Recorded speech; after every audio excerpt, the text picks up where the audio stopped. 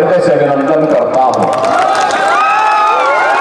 भाइयों, इतिहास अपनी आंखों के सामने बनाते हुए इस पावन धरा ने देखा है, उसका साक्षी रही है, उसका साक्षात्कार भी किया है। और इसीलिए तो गुरु गोविंद सिंह महाराज की भी पावन जन्मभूमि यही पाटलिपुत्र है। उन्होंने संकनाद किया था, देव शिवापुर मोहि ये सो कर्मन पे कबहो न करो, यानी शुभ कर्म से कभी भी पीछे मत हटो। और बहनों भाइयों, जब हम लोग लोकतंत्र के इस महापर्व के साथ संवाद करने के लिए आए हैं, तो भारत के भविष्य के लिए इससे शुभ अवसर दूसरा हो ही नहीं सकता है जो आज आपको भारत की संविधान ने, भारत के लोकतंत्र ने प्राप्त की है। आपका एक वोट कैसे देश की तस्वीर और तकदीर को बदल सकता है, इसलिए 10 वर्ष में बदलते हुए भारत को आपने देखा है। मैंने बदलते हुए भारत को आपने देखा। आज से 10 वर्ष पहले का भारत क्या था? न सुरक्षा थी, न सम्मान था, न विकास था, और न ही गरीब का कल्याण था। एक ऐसा भारत था, सुबह अखबार पढ़ते ही जैसे सामने अखबार आता था, पहली हेडलाइन उसमें होती थी सरकार की किसी भ्रष्टाचार की। कांग्रेस और आरजेडी सरकार के भ्रष्टाचार की पहली हेडलाइन होती थी। और सायकाल जैसे दिन ढलता था, किसी बड़ी आतंकी वारदात की खबर आती।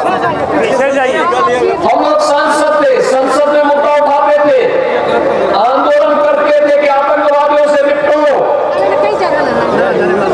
इसको सरकार कहती थी आतंकवादी सीमा।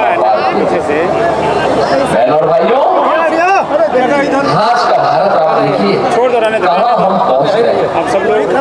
दुनिया में सम्मान है, सीमाएं सुरक्षित है, आतंकवाद और नक्सलवाद समाप्त। अब तो जोर से पटाखा भी फट जाए तो पाकिस्तान पहले सफाई देता है, कहता साहब मेरा हाथ नहीं है, क्योंकि मजबूत हाथों में भारत का नेतृत्व है। और मैं तो बार बार कहता हूं, जो लोग पाकिस्तान का राग लाते हैं, मैं उनसे कहता हूं काहे भारत में बोझा बने हुए हो, पाकिस्तान में जाओ। अरे हिंदुस्तान तो 80 करोड़ लोगों को फ्री में राशन दे रहा है, 4 वर्ष से मोदी जी दे रहे हैं। और पाकिस्तान में 23 करोड़ लोग भूख से मर रहे हैं, कुल 23 करोड़ की आबादी है। मोदी जी ने 10 वर्ष में जितनी पाकिस्तान की आबादी है, उससे बड़ी आबादी को गरीबी रेखा से उभारने में मोदी जी ने योगदान दिया। तो जब आप पाकिस्तान का राग लाप रहे हैं बहनों और भाइयों, इनको पाकिस्तान में भीख भी कोई देने वाला नहीं है, क्योंकि जो भूखा मर रहा है वे क्या दूसरों का पेट भरेगा। ये नया भारत है, आज विकास हो रहे हैं, 2 लेन 4 लेन 6 लेन 12 लेन के हाईवे, एक्सप्रेसवे, ट्रेन के नए नए मॉडल,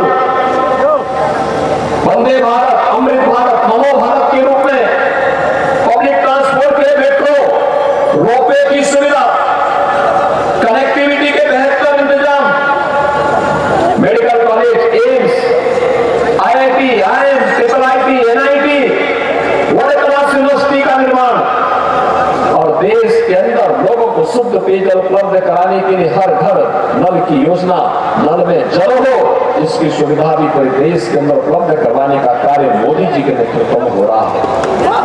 गरीब को राशन है तो फ्री में उपचार की व्यवस्था भी है, 60 करोड़ लोग फ्री में उपचार की सुविधा प्राप्त कर रहे हैं। बहनों भाइयों, 12 करोड़ किसानों के लिए किसान सम्मान निधि है, तो गरीब के घर में शौचालय भी है। मोदी जी ने अयोध्या में रामलला को ही विराजमान नहीं किया है, 4 करोड़ गरीबों के भी मकान बनाए हैं।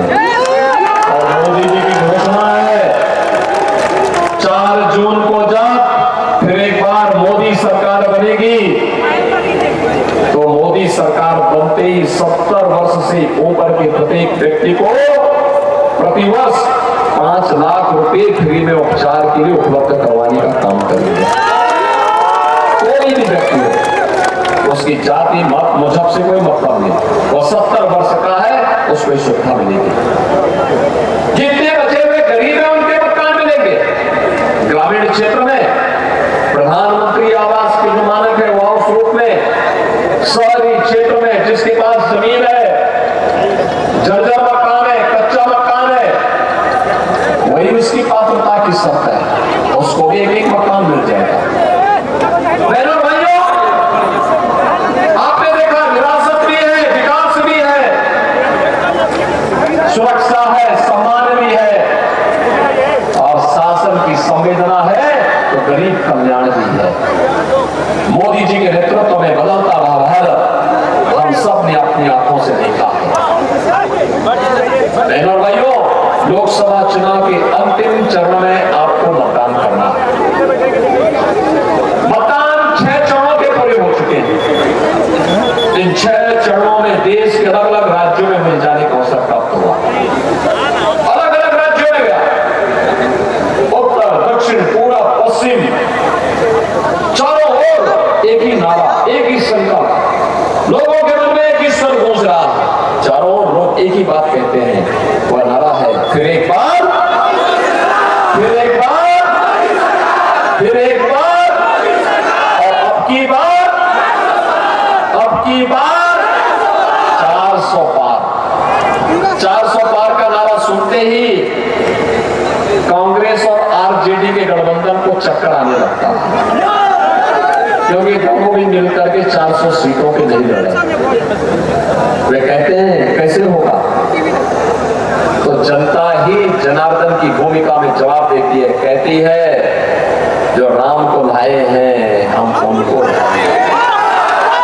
क्यों, पटना भी साथ है ना, पटना भी साथ है ना, और आपको तो और ज्यादा साथ होना है। इसलिए होना है भगवान राम लला के वकील कोई और नहीं, आपका सांसद है रविशंकर प्रसाद।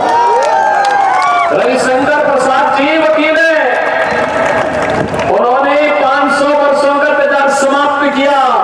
मोदी जी का नेतृत्व है, रविशंकर प्रसाद जी वकील हैं और रामलला की लड़ाई को सुप्रीम कोर्ट तक लड़ करके फैसला हिंदुओं के पक्ष में करवा करके भव्य राम मंदिर के निर्माण का मार्ग प्रशस्त कराया।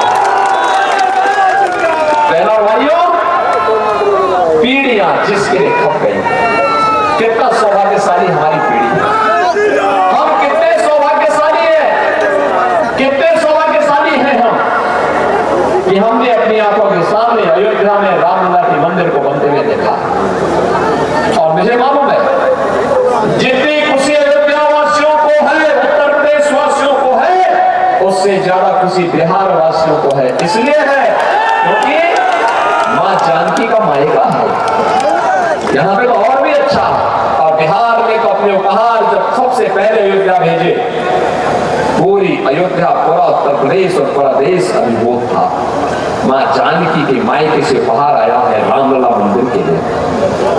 बहनों भाइयों, ये पुण्य का भागीदार मोदी जी के नेतृत्व में आपके सांसद ने पूरे भारत के सनातन धर्मावलंबियों को बनाया है कि हम उस पीढ़ी में हैं जो पीढ़ी कह सकती है हमने राम मंदिर के निर्माण को अपनी आंखों से देखा है, रामलला को अपने आंखों